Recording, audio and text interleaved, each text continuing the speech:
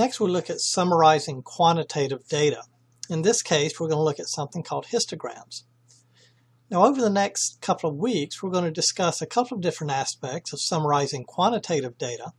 And remember, quantitative data are going to be numerical measures with units in some sort of context. Now, we're going to look at a couple of different types of graphs. We're going to look at histograms here in this video. Later on, we'll talk about box plots or box and whisker plots.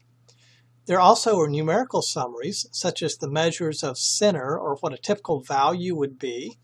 There are measures of spread, or how different values within a data set are, how spread out are the values.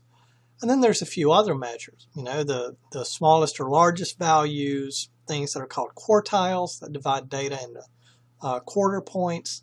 There are percentiles and stuff also. Now, the histogram is perhaps the most common graph used to display quantitative data. It's created by dividing your data set into sections called bins. Okay, so the possible values or range of values that your data can take on are divided. So you're sort of cutting a number line up into pieces. Each bin represents the edges of rectangles, which are going to be equal width, and then the height will be determined by counting, or frequency, how many values fall into each bin.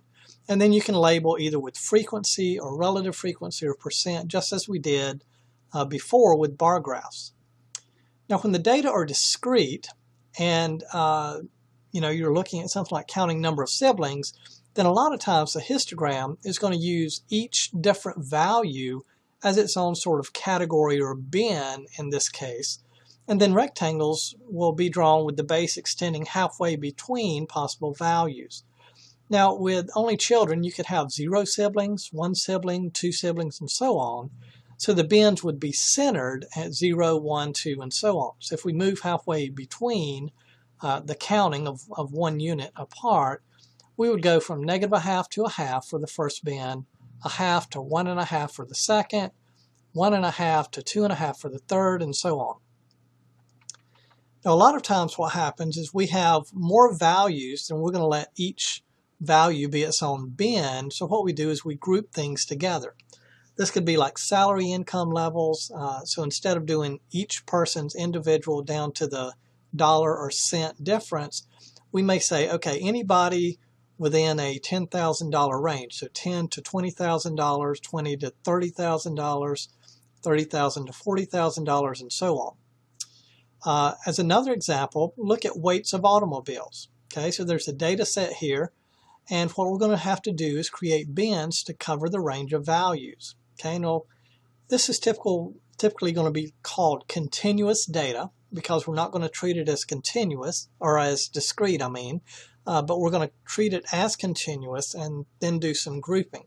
So what we might do is let the first bin, or the base of the rectangle over the number line, be any automobile with weights between 2,500 pounds and 3,000 pounds.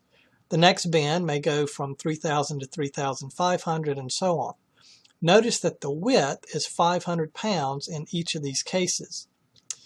We actually decide whether to include the left number or the right number in each bin because they can't overlap. So if I had a car that weighed 3,000 pounds, I have to decide, am I going to count that in bin 1 or am I going to count that in bin 2? And a lot of times software will automatically do that for you, but you sort of need to be aware of which one it does. Consider the weights, in pounds for a random sample of 80 automobiles, and they're in a data file. The histogram at the top of the next page I produced in a package called StatCrunch. Now you can actually rent StatCrunch for a year if you really wanted to or something to have it, but you can go on campus or you can find things to graph online a lot of times free. But the idea is you just want to understand the process behind it so that when you go to interpret the information provided by the picture, you know exactly what to say.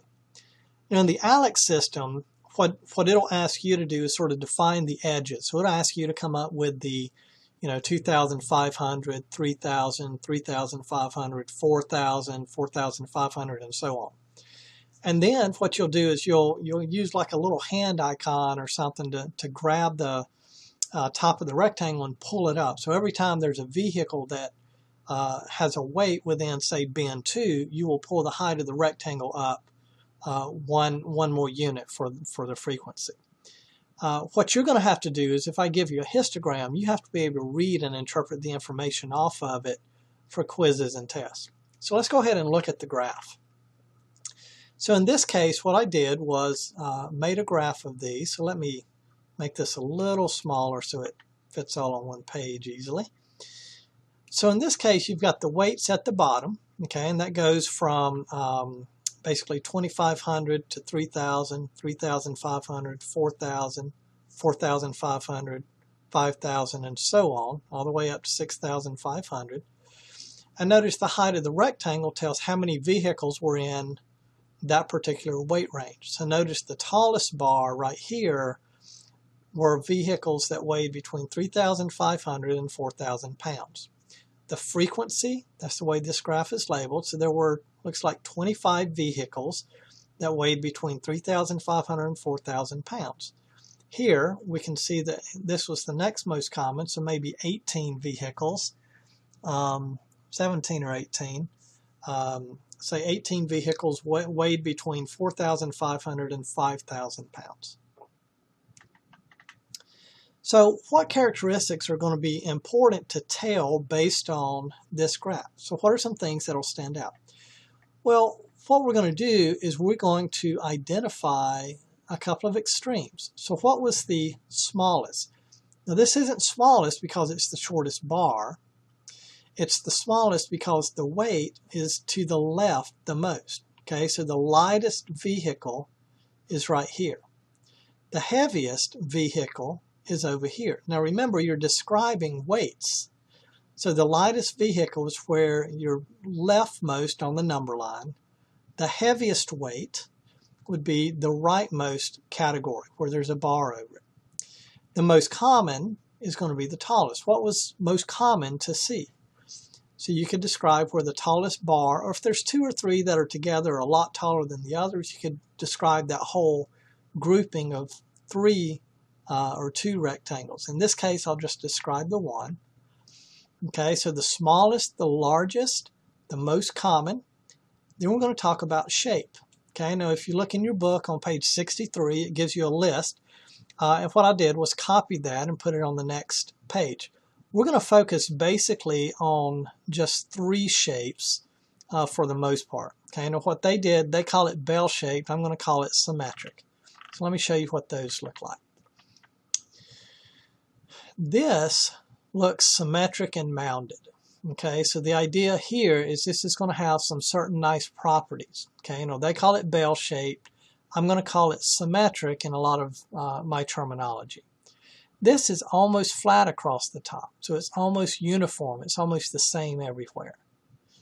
Okay, this is called J-shaped, and this is reverse J-shaped. Okay, this sort of looks like a J, sort of looks like a backwards J.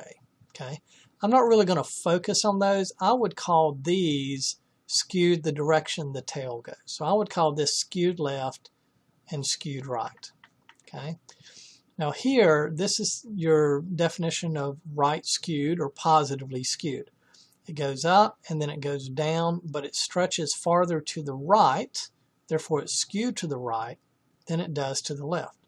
So I would say E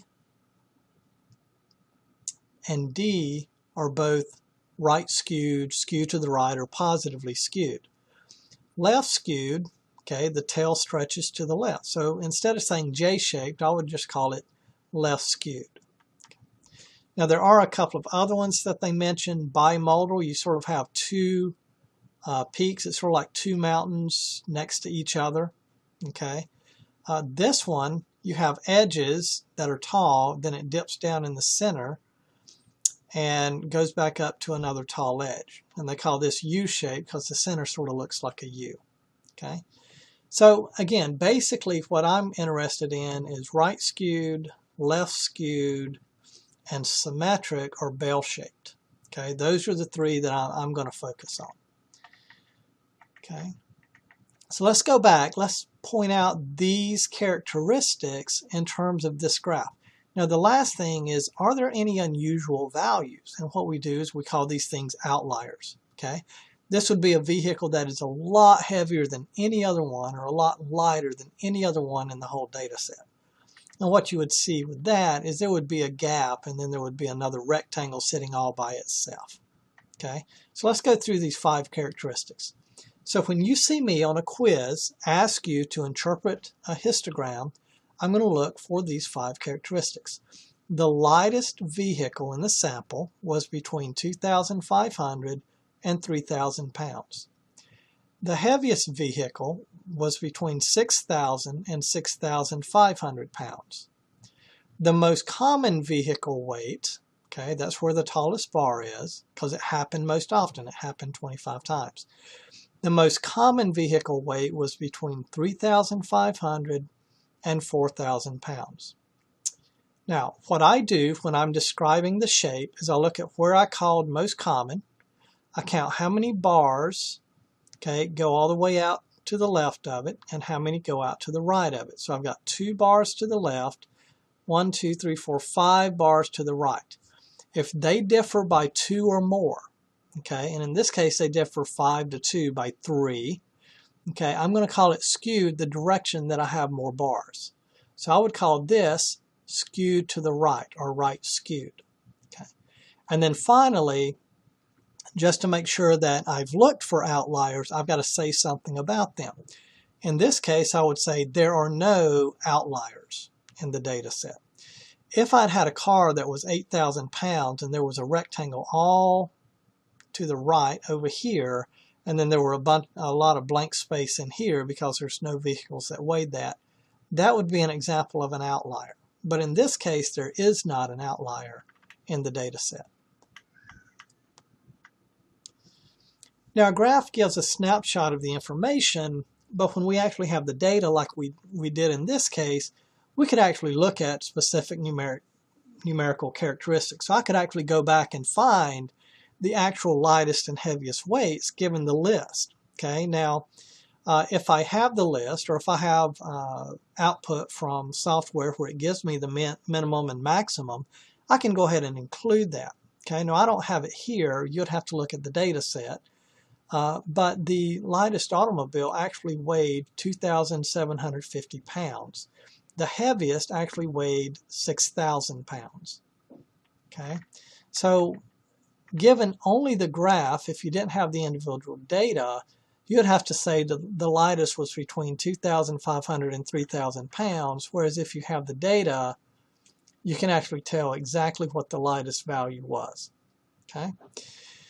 So that is basically it for histograms. Histograms are going to be very important to look at to see whether it looks like it's bell-shaped or whether it's skewed to the right or skewed to the left. And that's going to drive a lot of what we do and how we report information, especially with what we look at moving forward, especially in the next chapter or the next set of topics where we talk about different measures of what is typical and how spread out are values and such.